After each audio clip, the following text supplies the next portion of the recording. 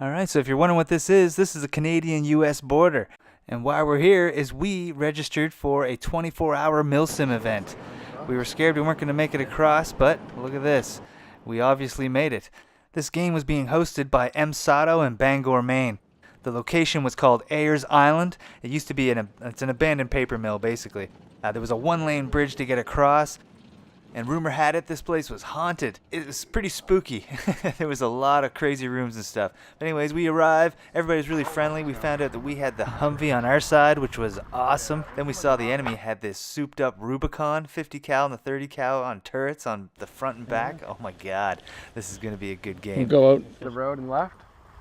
So the game started and it was pouring rain, so we had to get our stuff under the tarps and stuff, so we were late getting out there. And I'm telling you, I don't know what this other squad did, but they captured a guy before we even got on the field. And right now they're interrogating him, getting information.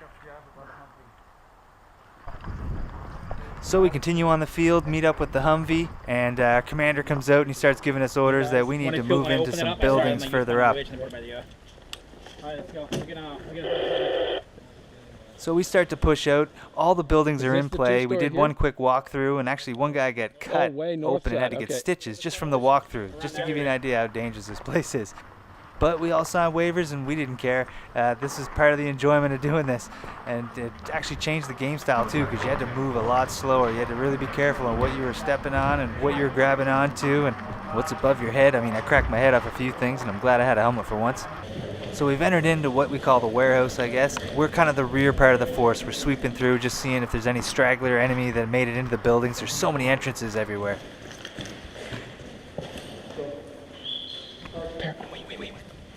We're going to go up on this raised level, but we noticed this hole in the wall, and we heard about this location. It's called the Catacombs.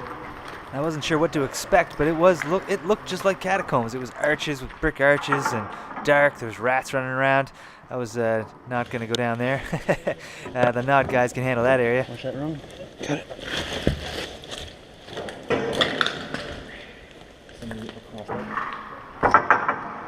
John.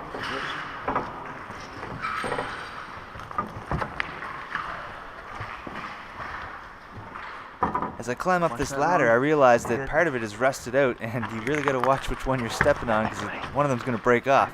Now, there's glass all over the floor. I'm trying to dodge that so I'm not noisy as hell.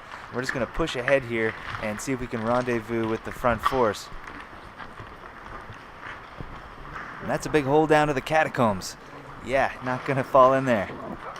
But we rendezvous with the front force. There's our commander. He wants us to set up a defensive position to watch the flank. You want to be here? Coco and I will be watching the back here? Or do you want to go up front? As we're walking back, one of our point men actually sees some movement where movement shouldn't be. We should be the only squad back here. Good, bad.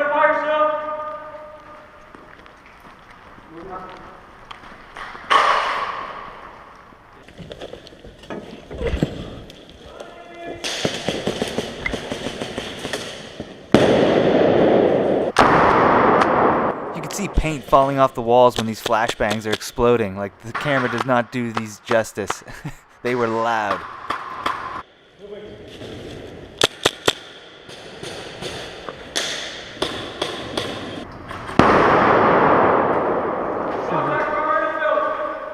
Fire into the building, straight down. I didn't realize it right away, but the fire wasn't coming from where I thought it was. They actually got in the warehouse where we came from.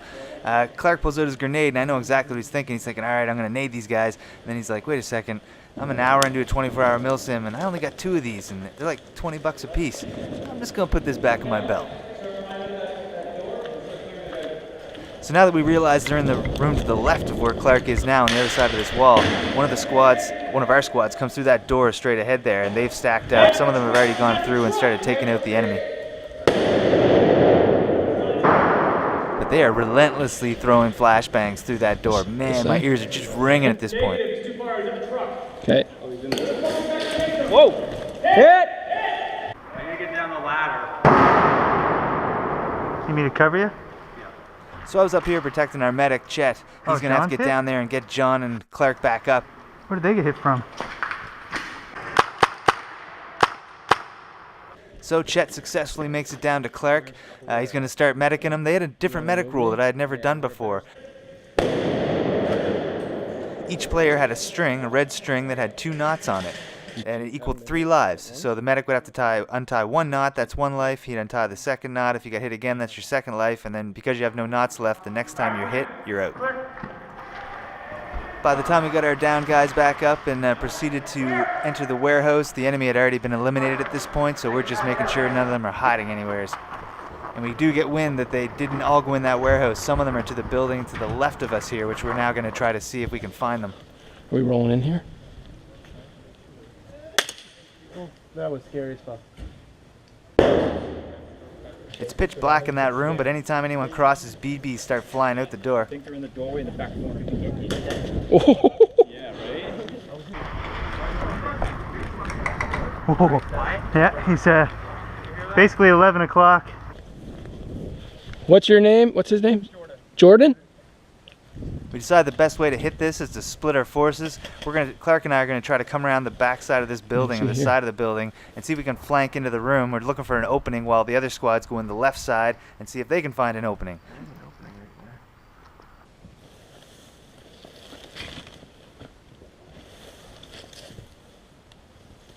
No way in. No way in. Unfortunately, Clark and I found a complete dead end, so we've got to go back to the doorway. We made it to the door and no shots came out of it, so possibly these guys have already been eliminated. Are you dead? Yeah, it's all clear through there. But yeah, it's on. Is it off? Nope. One more. There you go. So the plan worked. One of our squads ended up getting around, flanking these guys, took them out. I still hadn't seen the enemy until they scared the crap out of me right here. Scared the shit out of me. I was like, It's supposed to scare you. I can't fucking hear anything. So now it looks like the rear's all secure. We're just going to go out, rendezvous, try to figure out what our next move is, and that's when I find out that our teammate Perry got stung by a bee or something in the head. I saw like 4 of them when you left. Oh, yeah? Those things suck. I get stung? Yeah. You got that on video, bitch? I don't think so. I wish I did. Anyways, we're back into the buildings. We're heading to the front lines. One of our teammates goes through this doorway and he starts taking fire immediately from this big open dark room. Contact in there.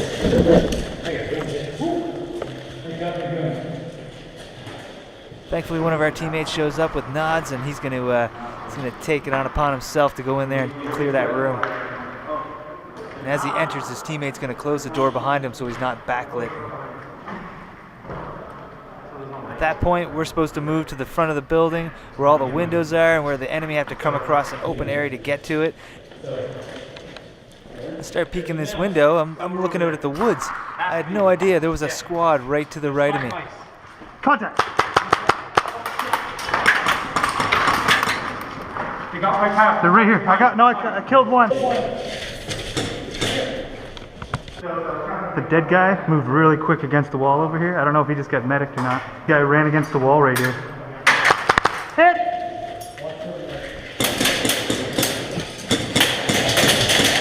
Where's Chet?